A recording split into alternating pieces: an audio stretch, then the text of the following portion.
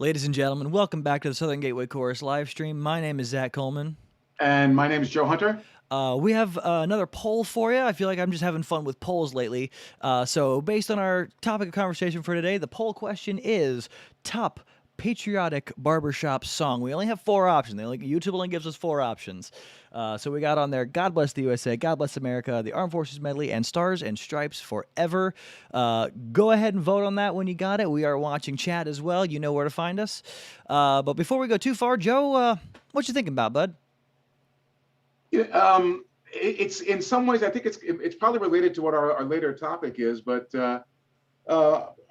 I'm thinking about getting together with my quartet. I'm going to be going to New York to spend a day or day and a half of intense rehearsal. Well, as intense as we get, which isn't really intense, but Sure. together. You've been on the show. We all know. Yeah, together in one place, Sure, right? sure. And doing all that, and I'm excited about that. Good. But I only realized this just recently is that, well, I'm flying into New York City tomorrow morning, which happens to be the 20th anniversary of 9/11. Oh God. Woo-hoo. Joe. Good. Joe Hunter, super genius. Yes, well, sometimes you just got to be a super genius, man. Maybe I could have thought of that at some point. Possibly. I mean, I think it'll be fine. But, it'll be fine. Good stuff. Plus, which is one of these little commuter planes out of CBG, out of Cincinnati, Covington. Oh, sure. But it's going into LaGuardia, so that's kind of cool. So what I want to hear from you next week then is the difference between Cincinnati airports and New York airports. That's what I'm looking for. Oh man, do I have stories about that? Yes. We'll get into it. Mm-hmm. I'm in How about for you? I'm in a similar situation. What am I thinking about? I'm in a similar situation. I'm thinking about quartet stuff today. We had a little quartet meeting on Wednesday, finally getting ready to solidify all this new stuff that we've been going through, and it was very, very encouraging. It's one of those things where it's like you figure the quartet meeting is the boring part, and the quartet rehearsal is a little more fun, and the quartet show is the best part, but. Right. It was great. Like I'm stoked about it. And we've got, I think this quartet's been on and off for the last 10 years. I think we have more direction now than we've had in the last decade. I'm not joking about that.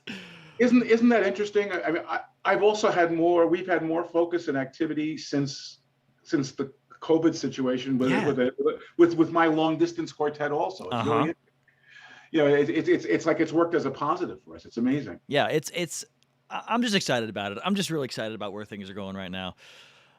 Okay. Well, you know what? I mean, let me just say, based on you've gone to school and a lot of what you've been hearing, and I think at the bottom line of all this, is if you get to know who you really are and really align your identity and goals and why you're doing it, the why of what you do. Man, does it really empower things? Yeah, it's one of those. The big one that I got from this is something that actually I'm going to give credit where credit is due. My lead came up with this one, and I never would have thought of this, and I don't know why, because I've been doing Gateway stuff for so long. Yeah. The one thing he brought up was, and I'm gonna misquote it, but the gist was, we got to have a plan for our rehearsals. Dates on a calendar don't mean anything. I'm just like, I never even thought about that. Like, yeah, obviously, you walk in just to get together. That's a 60s quartet thing. You're getting used to things. You got to get the schedule going. Right. If we're trying to knock on 80s, we should know what we're talking about. I'm stoked about it. Everything's going real well.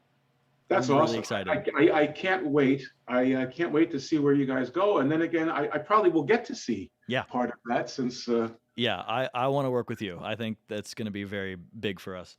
All right. As we continue what we would call the discovery. Yes, exactly. All right. So let's kind of move into it. So as we're all aware, tomorrow is a very important day in this country. And Joe and I just wanted to take a bit to kind of recognize that.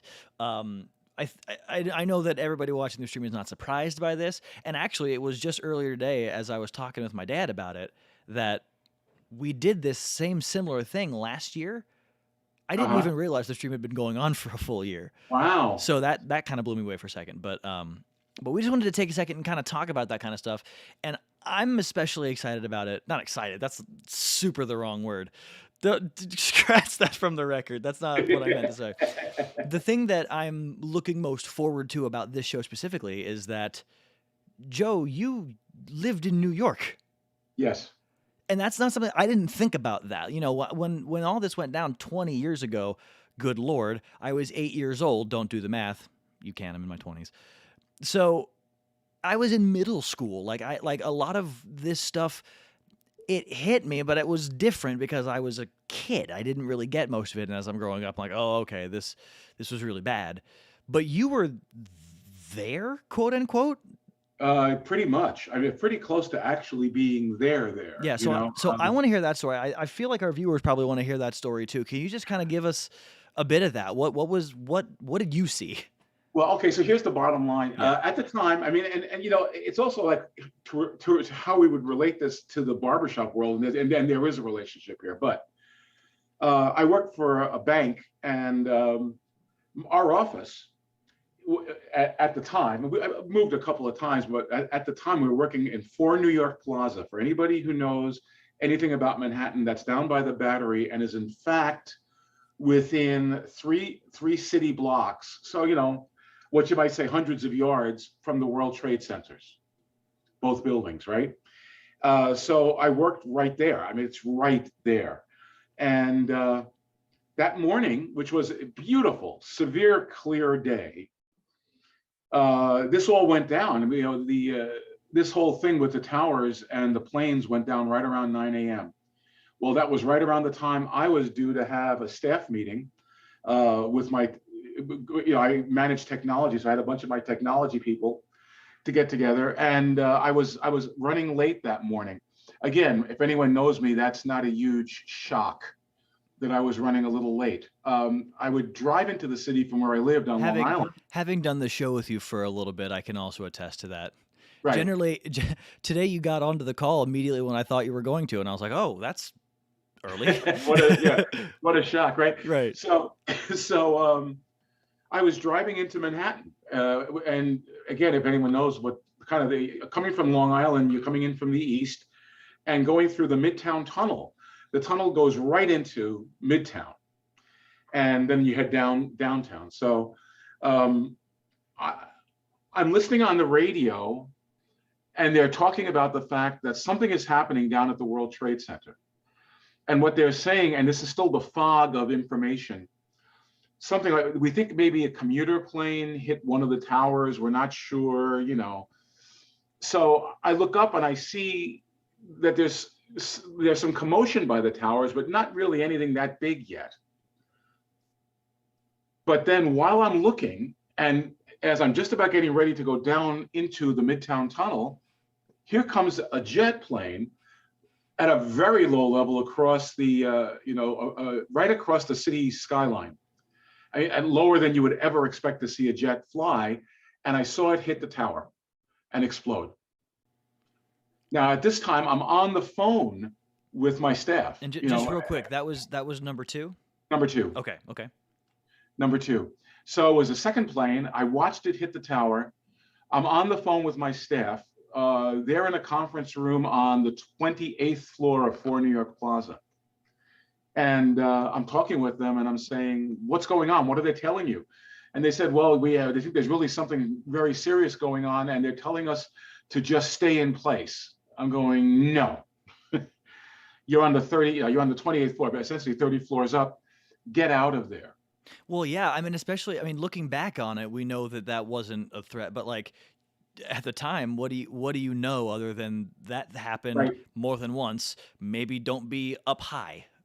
Right. That's all they got. At that point, they and the elevators had gotten turned off. They walked down 30 stories. Good. I would have had to have done the same thing. Sure. If I'd have been there. And but you were, and I, not that we need to talk about your weight on the stream, but you've lost a lot of weight recently.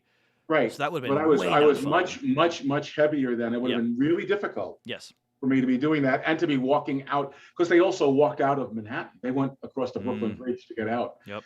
And that's when the tower collapsed. So what I did, me and a couple of other people actually pulled a U-turn just before the toll booths on the Midtown Tunnel. If anyone has ever seen that, that's not the easiest thing to do. You're going over like a divider and everything else, but it was the right thing to do, and kind of hightailed out of there.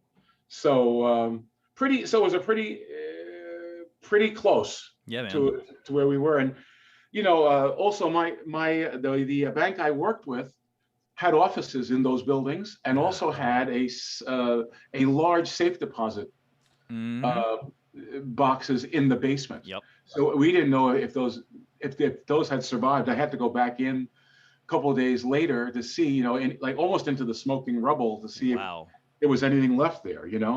We did have server farms down there too, and I had to see about the server farms. But the whole place was kind of like the rest of that area of downtown was like a ghost town at that time, and you had to get approval. I mean, why wouldn't it be, right? Right. But now here's the barbershop connection. Now I was the director. I was the director of the Big Apple Chorus at that time. This is what I wanted to get into, because it's yes, you should pay respect for this kind of thing, but I like. Joe and I were talking about this before the show. I like where you went with this. This is exactly what barbershop does. I love it.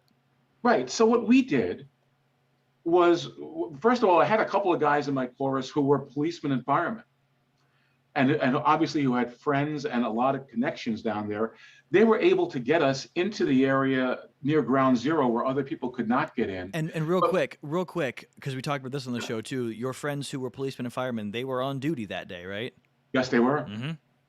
Yep, they were. God bless them, man. They all survived, but yeah, they were on duty. And so here's the deal. The deal is we were able to get down around Ground Zero, and we went around with groups of our guys, 15, 20 guys at a time, and entertained the people who were left in all the precincts and firehouses down there. We would go and give impromptu concerts to those guys. And we would do stuff like pull the firemen and policemen out and teach them tags. Sure. And do stuff like that. We ended up hooking up with some other street musicians. Mm-hmm. So here's barbershop singers next to a mime, next to a guy playing a violin. Yep. Next to a guy with a tuba. Yep. Right. But it was all for the same purpose. Yep. And what that did, it was just such a healing thing. And it made us feel so, inside, especially, we were giving something to these people, to the people who are in these first responders who were in all of these places and were grieving. Mm-hmm. And we were healing. We were doing healing with it. And barbershop was doing that, mm-hmm. And that's kind of a motto for us anyway, is just that we can come together through all of this. We might not be able to, do a bunch about everything that's going on in the world, but we can sing. It was healing for them. It was healing for us. Exactly. That's a big one. Yeah. And so it was quite cool. The rest of the story is now, so Big Apple Chorus, I'm the director, and we're competing at our district 3 weeks later. It was actually down in New Jersey. I got to ask this question though, because again, we were talking about this beforehand. What was it? I mean, 3 weeks after that was the district contest, and you guys competed. Yes. First of all, bravo. I feel like that's the right answer. You got to continue on with your life. But how was that? Like, how do you go from this just happened in my hometown to I guess we're going to go compete now? We debated it quite a bit. Yeah. But as you said, it's the right thing to do. Plus, which you've probably gotten to know this a little bit about us. Sure. We and me. Yeah. Hard-bitten New Yorker, right? It's like, gotcha. Tell me I shouldn't do something. Yep. Right. Yeah. That'll be that's kind of the kiss of death in terms of that, Mm-hmm. And we said the heck with that. And in fact, we went further. We didn't just go down and compete. We went down and competed dressed as a New York street scene, singing New York, New York, and a specialty medley of the Streets of New York medley, including having our first responder guys dressed up as firemen and policemen. That's fantastic. That is absolutely fantastic. And when we got to the tag of New York, New York, and we all just kind of held hands and held them over our heads as we sang the tag, it's a moment I will never, ever forget, in front of 6,000 people in the Mid-Atlantic District. And those people, the amount of the outpouring of love and support and just the energy in that room was such that as I walked off the stage, I just about collapsed with the emotion. I mean, literally. Yeah, man. And I bet You they know, were thinking quite the same thing that I'm thinking now, which was, how the heck are they here right now? But you did, and you were. and what we were doing is we were making the best statement you could make. Yep. The best statement you could make. And you know what? From a very selfish standpoint, it didn't hurt our presentation skills. Joe. You I know, don't think you could say that. I don't think you could say that. I mean it. I mean, we scored almost like 90 average. Sure. Which was 7 to 8 points higher than we've been scoring or more. Right. And in fact, to the point where, you know, the judges were actually saying to the other groups, well, you know, you should do something emotional like the Big Apple chorus. and these other guys are going, what? You know, how are we supposed to get that emotional? Not fair. Not fair. Man. Right. Well, you know what? You know what? I would never take it back. No, I don't think I would if I were doing it either. You know, and it was just one of those kind of deals. But man, barbershop was tied in with this, and it just shows you how powerful it can be, and music in general. But this was our way of doing it, our expression of it. And like you were saying before, your quartet did something similar that year, right? Yeah. So my quartet at the time was Reveille, and we were competing and had finished second and third, and you were a comedy quartet. Comedy. Well, I mean, it's a Joe Hunter quartet, so clearly it's a comedy quartet. It's a comedy quartet. So here we have these comedy songs, but in the finals, our first song, we're all dressed up like different kinds of lawyers. So we have a paralegal. I'm dressed up like an ambulance chaser in a plaid jacket with white belt, you know, and you know, I'm the injury attorney, and I'm handing out cards to the judges. Oh God, did you really? My card, absolutely. Good Lord. You know, I was Jake, the negligence attorney. Here comes Jake, the negligence attorney. You know, he'll put your mind at ease. Yeah, I'm with you, Joe. Okay, so you know, and then John Ward, who was our tenor, was the lead in that quartet. He's dressed up like a country lawyer, all in white with the white hat, and the whole thing, you know, in the white suit.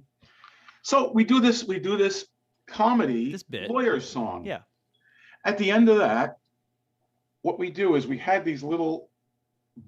had these little pins on our lapel, and we just flipped the pin over, and on the other side was a little American flag pin.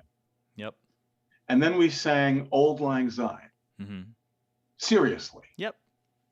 You know, and I got to post like a 35-second tag, you know, on the thing. Oh, gross. And you know, it was one of those ones too where I could have gone 50. You know, like the energy, it was such in the room that by the time we got to the tag, the energy going in both directions was such. I felt like I was, you know, kind of out of body experience. And we won that contest by a mile. I mean, the part of my head is saying it comes to the same conversation as to why patriotic and religious songs are non-contestable, right? And it's a valid argument. It makes it, if I may use gamer terms, the meta, right? The right answer is to do one of those because that's the one that everybody is going to score best with because the judges are going to score them higher.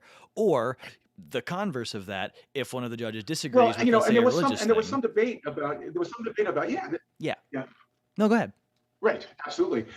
There was some debate. There was at least a very short debate among the judges about whether it was patriotic, but it's Auld Lang Syne, which in and of itself is not. Right, but that's where it is, right? Is that you didn't say I'm going to come out and do a patriotic thing. You came out and said, no, this is an us everyone together thing. Correct. And it's hard because it feels like a bigger picture thing, but at the end of the day, that's what you were experiencing, right? Like that's, you know, we made the joke about how the judges are telling everybody else, all the other choruses, to do emotional songs like Big Apple did, but like that's kind of the point, right?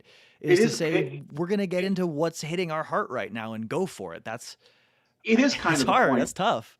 And by the way, if we had been disqualified because of the pins, we would have taken it. Oh, sure, because that was the one you were gonna do. So what? And probably your response would have been, "Yeah, I get it. Yeah. Wouldn't have changed it. Everyone That's what said, we're doing this year." that's But okay. And guess what? We do it again. because it wasn't about contest at that point. Right. Yep. That's correct. It was not And about contest. It was about everybody in that room at yep. that moment. Yep. You All right. know, Well, Joe, thank you for sharing your story. That was that lots of good stuff in there. I don't know. I've got nothing similar to that. But we're well, gonna I move. mean, Go I ahead. know. I was just going to say that barbershoppers all across the country, I'm sure, we're dealing with it in all different Oh ways. yeah, dude. I mean, we did make a trip out to Shanksville and did a joint concert with the Shanksville Barbershop Chorus. I don't know where that is. That's where the plane went down. The Oh. second, that was the plane Gotcha. that was ticketed to head for the White House, Gotcha. and it went out in Pennsylvania. And Shanksville is where that memorial is set up. Gotcha. Okay. Flight 97. Okay. So we took a bus. The Big Apple went out there and actually did a joint concert at the memorial with the Shanksville Chorus. That's great, little dude. chorus of guys. That That's was great. Cool. Oh, again, you know.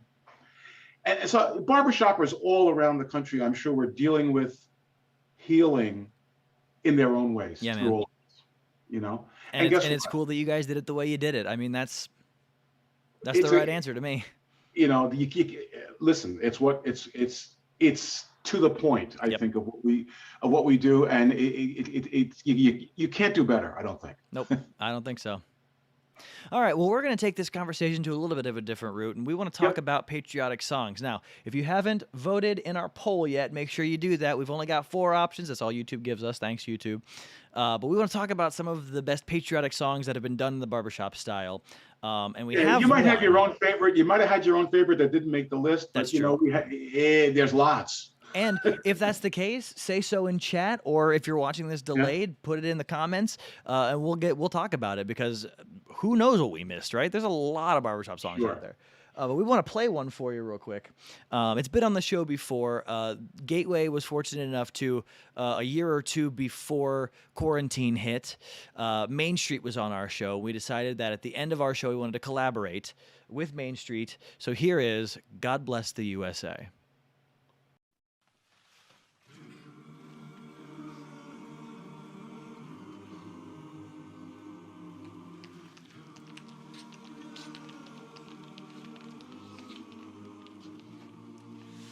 If tomorrow all the things were gone I'd worked for all my life, and I had to start again with just my children and my wife, I'd thank my lucky stars to be living here today, 'cause the flag still stands for freedom and they can't take that away.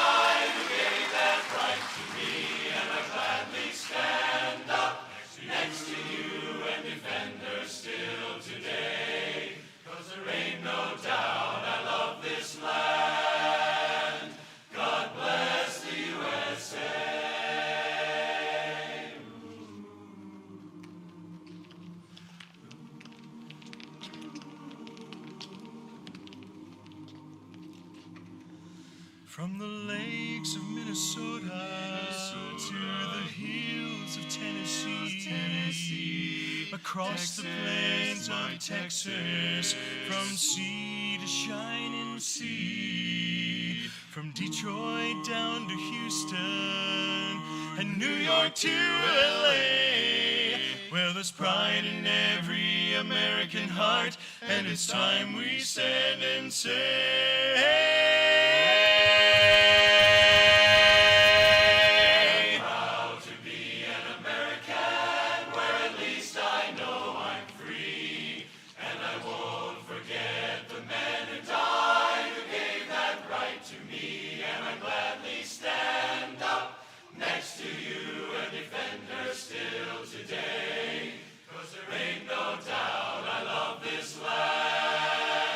God bless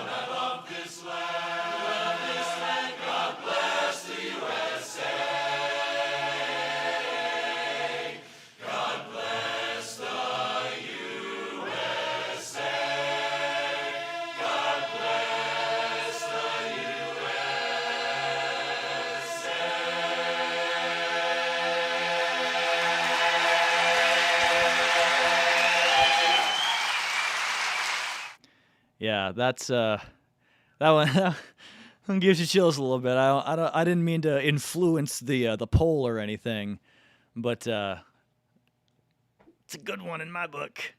Yeah, pretty stirring, pretty rousing. Yeah, and man. then of course we get to watch without the sound on, but when you get to see the flag come down, I always just chuckle because from a performance standpoint, it's so emotionally manipulative. And you know what? And it's perfect. No, it is. You're right. It's perfect. Yes. That's exactly what it needs. It's exactly what it needs to be. This is the point. That's why for those music people out there, we'll notice that it came down during the key change. Right? Because that's when things are building up, and that's when, hey, this is the point, right? That's what's going to stir an emotion. It stirs the emotions that much more. Yeah, I'm literally getting chills just talking about it. I didn't even get to hear it. And I say it like emotionally manipulative is a bad thing. It's not. Oh, no. Well, that's what you do on stage. A magician is paid to lie to you, and a performer is paid to manipulate your emotions. It's fine. It's not a bad thing. Yeah, but we could use nicer terms like touches your heart. Sure. It's still the same thing. Yeah. But that's why any of you music people out there are going to be like, okay, when you're arranging a thing, you want, when the key change happens, that's the, hey, pay attention to me spot, right? Yep. Hey, pay attention to this. This is the point. Right. And something really important. This is real important, or this is that extra stirring moment, or this is, And my favorite part about that video specifically is just that the second that comes down, we get a wide shot of everybody and someone down house right stand up and immediately to the salute, because you saw the silhouette in the video. It's fantastic. And just as well as I do, that was an older guy who was a vet from probably decades ago who said, I don't care how my legs feel today, that's there and I'm here. And I'm just, love it, dude. That's the whole, again, if you can make those moments happen. That's right. That's a moment for that person. Mm-hmm. It's a moment for that audience. It's a moment for all the performers. Mm-hmm. And it's, it's like, it's good for all of us. Yep. Right? It's the same thing they say about music in general, but adding that patriotic twist, it's good for the soul, man. It hits you here, and that's where sometimes you just got to get hit there. Yep. And I love it. All right, well, real quick, let's go ahead and look at our poll. Yeah. With a score of 80% of the vote, God bless the USA. I hope I didn't influence that too much. I know, right? What are we going to do about it? I'm not going to say I didn't expect that outcome, but here we are. Yeah, right. Except we did kind of expect the outcome. We quite honestly expected it a lot. Yeah. Well, anyway, that'll be our show for the day. Joe, thanks for telling your story, bud. That meant a lot to me. I hope it meant a lot to our viewers as well. It's always fun. It's kind of fun for me to tell because, having been that close to it, it brings back memories. And yes, there's some bittersweet to it, but there's more of the sweet because of the reaction and the way everybody went after it and the unity that we had, right. That didn't become a moment of everything's awful. It became a moment of let's come together and fix this. Right. And I loved hearing it, man. Thank you for sharing that. You're very welcome. So for all you at home, make sure you leave a like on this video if you liked it. Subscribe to the channel if you haven't already. Leave a comment if you're watching it delayed. And until next week, my name is Zach Holman. And I'm Joe Hunter. And on behalf of the Southern Gateway Chorus, hope you guys have a great week. Have a great week. See you next week.